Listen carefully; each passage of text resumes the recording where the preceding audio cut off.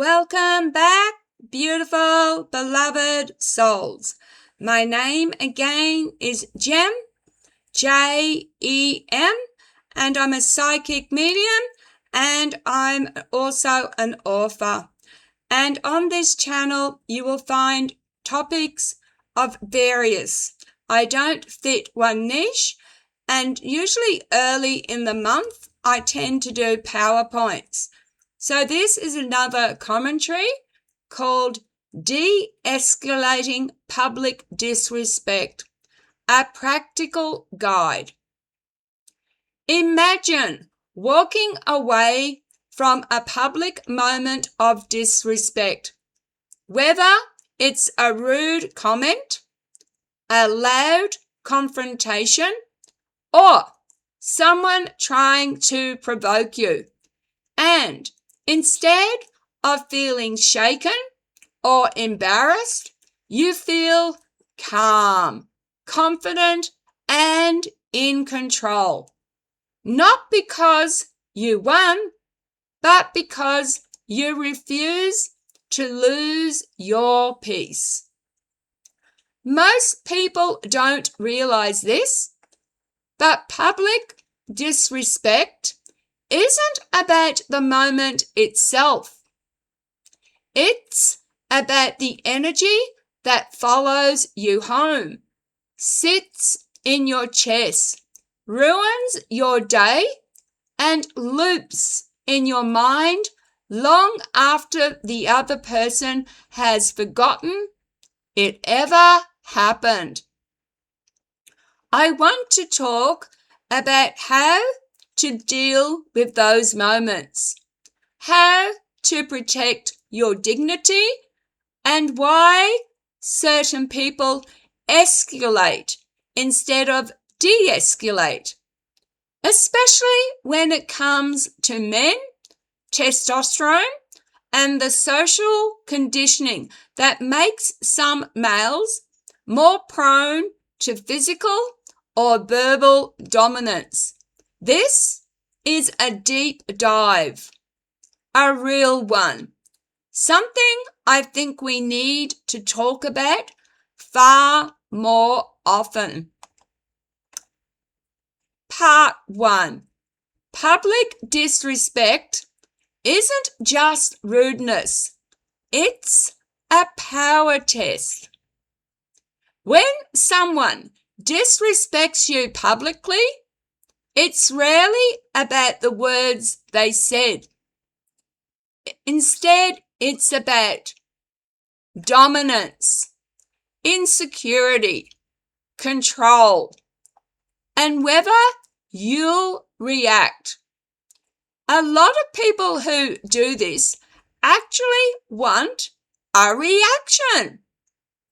They want you flustered, embarrassed, angry, or silent, not because you deserve it, but because your reaction feeds something in them. And this is where understanding psychology becomes your first tool. Number 2, why de-escalation is power, not weakness. People often mistake calmness for weakness, but in reality, calmness is command. There are 3 immediate benefits to de-escalating. 1, you keep your dignity. You walk away knowing you stayed in control, not them. Number 2, you avoided escalation. A moment that could have turned dangerous becomes nothing more than a blip. 3, you protected your emotional energy. No wasted stress. No overthinking later. No, I should have said at 3 a.m. De-escalation isn't about letting someone win. It's about choosing not to play. Number 3, or part 3. Practical de-escalation tools you can use immediately. Now, let's look at what actually works in real situations. Tool number 1, the neutral face and soft voice. A calm facial expression disarms aggression. A quiet tone forces the other person to lower theirs, even if they want to continue. Predators, whether emotional or physical, feed on reactive energy. When you don't give it to them, they lose interest. Tool number 2, the boundary sentence. One calm line that ends the conflict. Here are examples. I'm not engaging with disrespect. This conversation is over. I'm not reacting to that. Have a good day. Short, neutral, non-negotiable.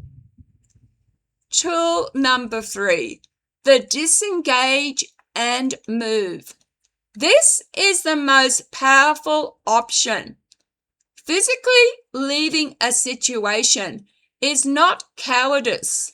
It's a strategy. When you walk away, you remove the fuel. You remove the audience. You remove the tension. And the incident dies instantly. Part 4, or number 4, why men often escalate. Testosterone plus social conditioning. Now, this is important and delicate, but we need to be honest. Not all men are violent. Most aren't. Many men are gentle, protective, compassionate. But statistically and biologically, men are more likely to escalate public confrontations. And here's why. Testosterone influences dominance and quick reactions. Testosterone itself doesn't create violence, but it amplifies competitive impulses. 2, defend territory. Maintain status, not appear weak. Respond to perceived disrespect. Biology sets the stage. Society writes the script. Boys are raised to see backing down as humiliation. From childhood, we get, don't be weak, stand your ground, don't let anyone disrespect you.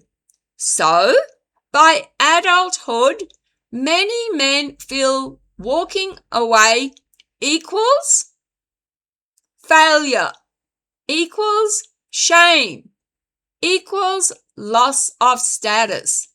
To them, de-escalation feels like self-betrayal, even though it's the wiser choice.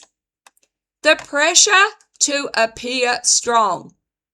This is huge. Many men are terrified of looking scared, passive, submissive. So they puff up, get loud, or escalate, even when they don't want to.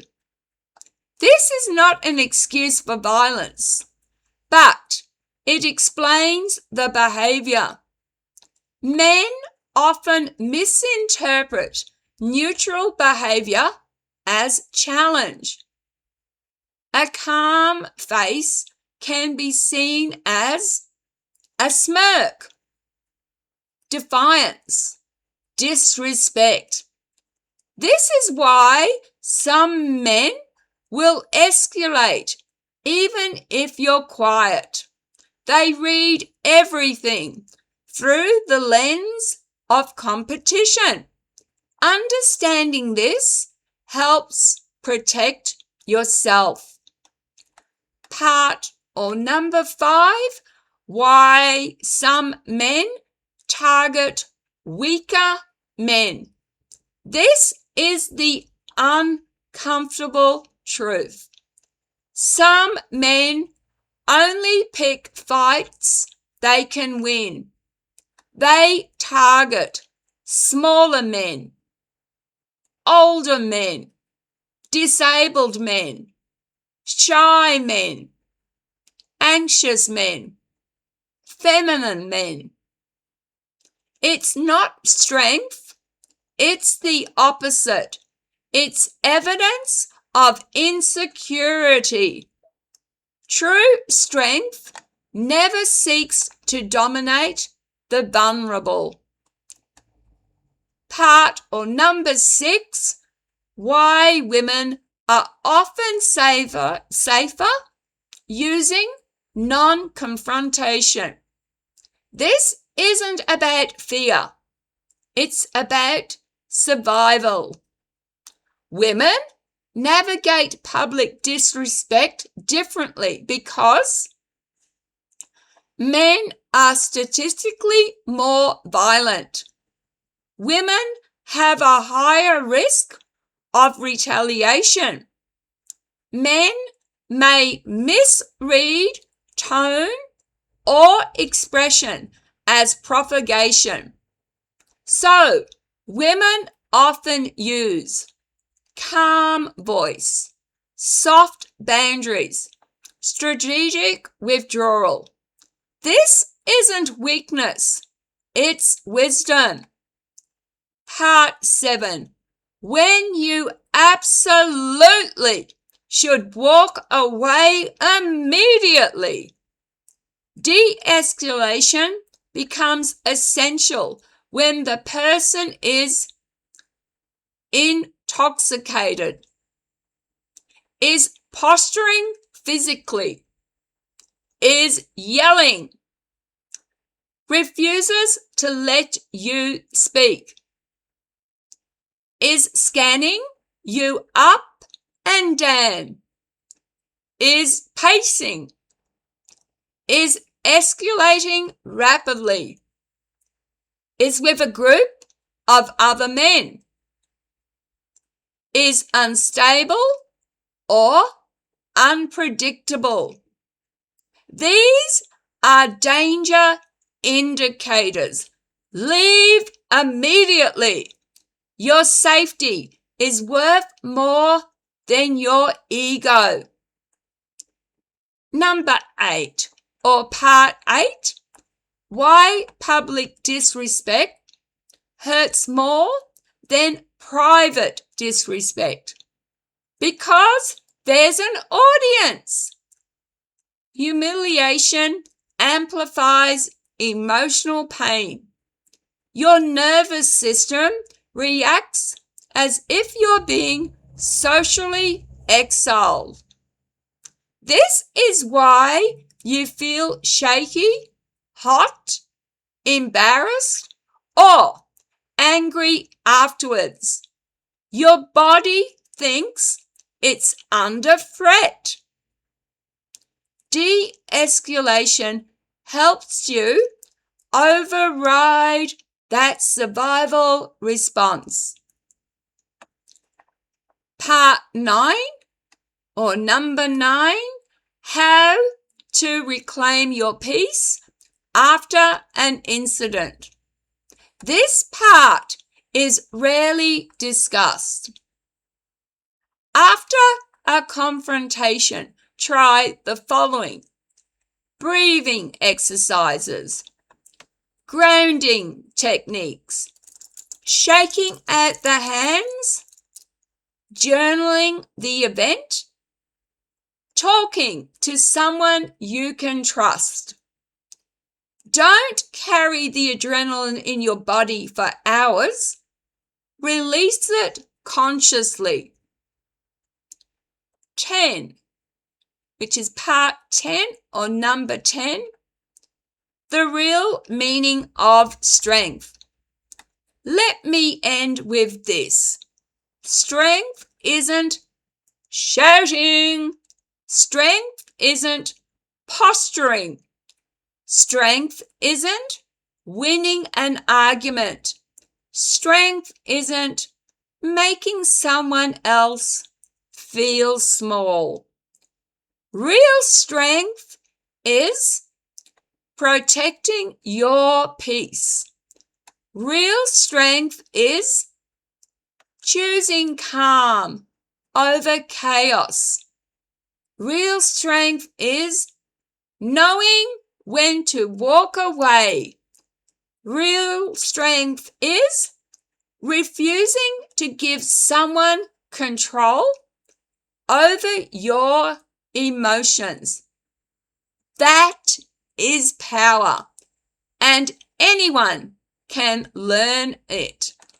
Please drop a comment below. Do so with respect. Have you ever been in a confronting situation? And let me know what you did, how you reacted, and if you have any advice. Thank you. Appreciate the views. As always, remember this. It costs nothing to be kind.